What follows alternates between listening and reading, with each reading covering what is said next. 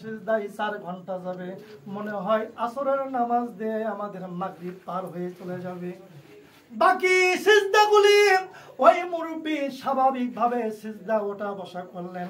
নামাজ যখন শেষ হয়ে গেলেন, এই দুইজন যুবক বলতেছে, মুরব্বী আপনাকে একটা কথা জিজ্ঞাসা করতে চাই। মুরব্বী বলতেছে, বাবা জিজ্ঞাসা করো না, সময় নাই, কাঠের বোঝা মাথায় তুলে দাও, বাজারে যা বিক্রি করে চাল ডাল কিনে বাসায় নিয়ে যাব। বলতেছে, না হুজুর না, আপনি প্রথম সিজদা যায় আধা ঘন্টা দেরি করলেন কেন? আর মাইত তোকে জানতে চাই।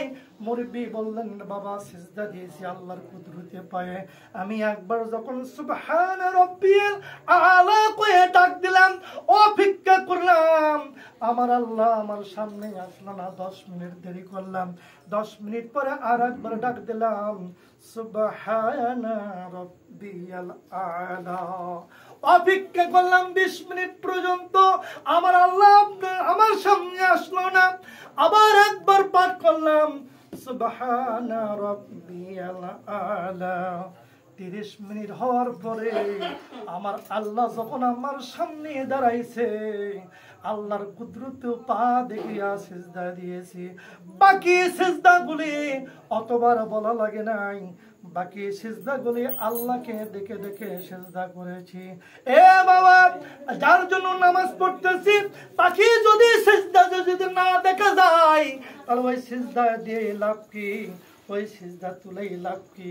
সিজদার মালিককে যদি আমি না দেখতে পেলাম, ওই নামাজ পড়া দরকার নাই।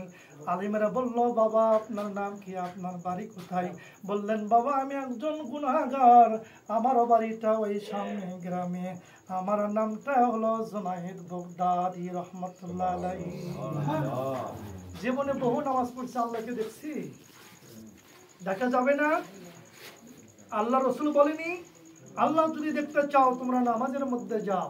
সম্মানিত হাজিরিন, আমি আপনাদেরকে অনুরোধ করব, যারা এখনো বায়াত গ্রহণ করেনি, তার 4 তরিকের মধ্যে যেখানে গেলে আপনাকে ভালো লাগে, আপনি ঠিক সেই জায়গায় যায় বায়াত গ্রহণ করেন। এই বলে আমি কথা বলে শেষ করছি। আমার কথার মধ্যে যদি ভুল ত্রুটি হয়ে যায়, প্রত্যেকটা মানুষ ক্ষতিগ্রস্ত, প্রত্যেকটা মানুষ গুনাহগার। কি বলেন? কুল্লু বানি আদামা খাত্তাউন। আল্লাহ রাসূল বলছেন, প্রত্যেকটা আদম সন্তান গুনাহগার, ক্ষতিগ্রস্তের মধ্যে আছে। কি বলেন? আমার কথার মধ্যে যদি ভুল ভ্রান্তি হয়ে যায়, আল্লাহর রাস্তায় আমাকে ক্ষমা করবেন, আমার জন্য দোয়া করবেন। বাকি জিন্দেগি যেন আহলে বাইতের উপর যেন জীবনটা পরিচালনা করতে পারি। যেহেতু আমার এত কথা বলা আসলে উচিত হয়নি, পাশে আমার গুরুজন, আমার শিক্ষক এখানে দাঁড়িয়ে আছেন, আমি তেনার কাছে আমি ক্ষমা প্রার্থী। আমার কথা বলার মধ্যে যদি ভুল ত্রুটি থাকে, আপনারা নিজ গুণে আমাকে ক্ষমা করে দেবেন। আলহামদুলিল্লাহ, তৌফিক ইল্লা বিল্লাহ।